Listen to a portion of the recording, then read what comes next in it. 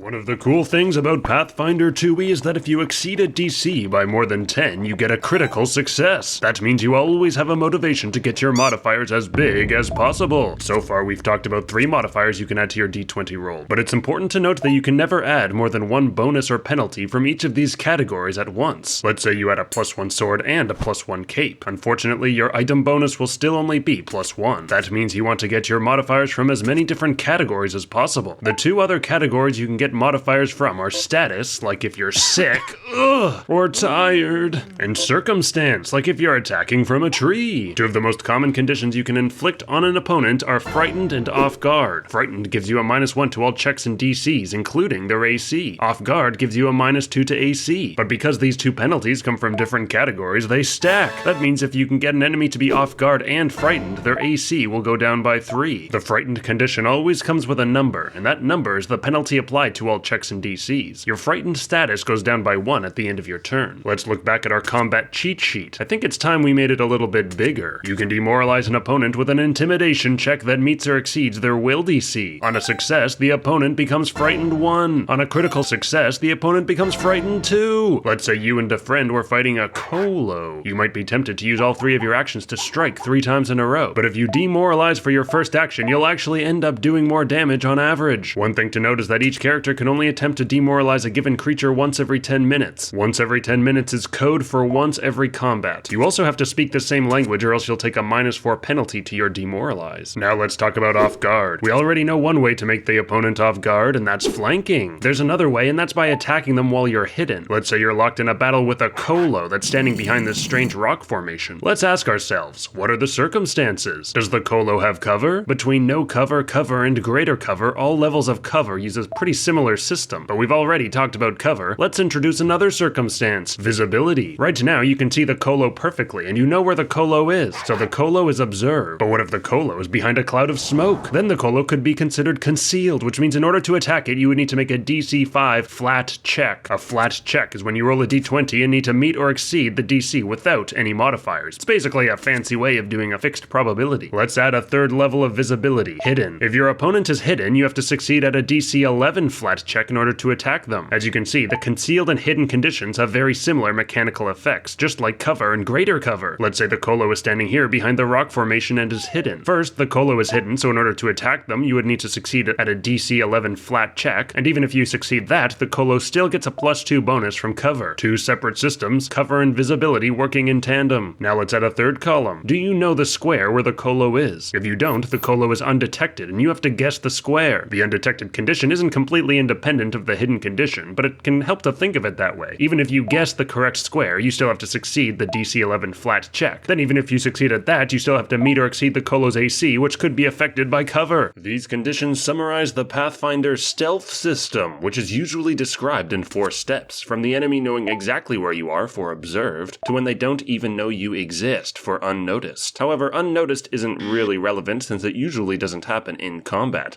so you can probably just ignore that. And most of the time, to be hidden, you must also be in cover or concealed, or visually obscured in some way, so we can add another layer to our stealth system. These circles show which conditions are dependent on which other conditions. You can gain the hidden condition on yourself by using the hide action. You can only use the hide action if you're already concealed or have some kind of cover, and if you ever leave cover or stop being concealed, well then you also lose the hidden condition. You'll also lose the hidden condition if you attack, but as we know now, if you attack while you're hidden, then the opponent is off guard. Sneak lets you move at half speed, but you have to succeed at a stealth versus perception check. If you succeed, then the opponent doesn't know where you went and you become undetected. What's important is if you fail to check to sneak, you still remain hidden to the opponent. You just don't become undetected. Naturally, you also need to finish your sneak in cover. If you're not visible to the opponent for some other reason than cover or concealment, then you also have the hidden condition because they can't see you. And if you strike the opponent, they'll be off guard, but since you're still invisible, you can still keep the hidden condition. So what could someone do against a hidden opponent? The seek action lets you make a perception check against the opponent's stealth DC, and if you succeed, you can make an undetected opponent only hidden, and you can make a hidden opponent observed. If you have an imprecise sense, such as smell, then you can use that to figure out what square your opponent is in, but they'll still keep the hidden condition. And there's also an action called point out. If you know the square an opponent is in, but your ally doesn't, point out lets them know. Let's say you're fighting 2 Colos, Carrie and Kristen. For your first action, you stride behind this rock. Now, there's greater cover between you and Carrie, and regular cover between you and Kristen. Then you use the hide action and successfully hide against both opponents. Then finally, you use the sneak action to sneak up close to them. You now only have cover. Let's say you only succeeded your sneak check against Kristen. You're now undetected to Kristen, but only hidden to Carrie. Now it's Carrie's turn. He uses Seek and succeeds a perception check against your stealth DC. You're no longer hidden to Carrie. Carrie then uses a strike and only needs to beat your AC. As Carrie's final action, he uses the point out action. While you were undetected to Kristen, Kristen now becomes alerted to your location. For Kristen's first action, she uses hide. On a success, she is now hidden from you. She then uses strike, and because she's hidden from you, you're off guard to her attack. Although she still needs to succeed a DC 11 flat check because you're hidden. Ouch! Then Kristen uses stride and steps up right next to you. When Kristen finishes her stride, you no longer have cover against each other, and without cover, you also lose the hidden condition. Let's introduce another way to become hidden. Create a diversion lets you make a deception check against their perception DC. Against any opponent you succeed the check, you become hidden to. However, it only lasts until the end of your turn. That means during our turn, you have to decide whether to strike against a potentially off-guard opponent or sneak away and become undetected. Let's say you succeed your diversion. Becoming hidden, you then sneak away back behind that rock formation. With greater cover against Carrie and cover against Kristen, you can stay hidden. You can then use your third action to eat some cheese. With these tools added to your cheat sheet, you're now an advanced combat master.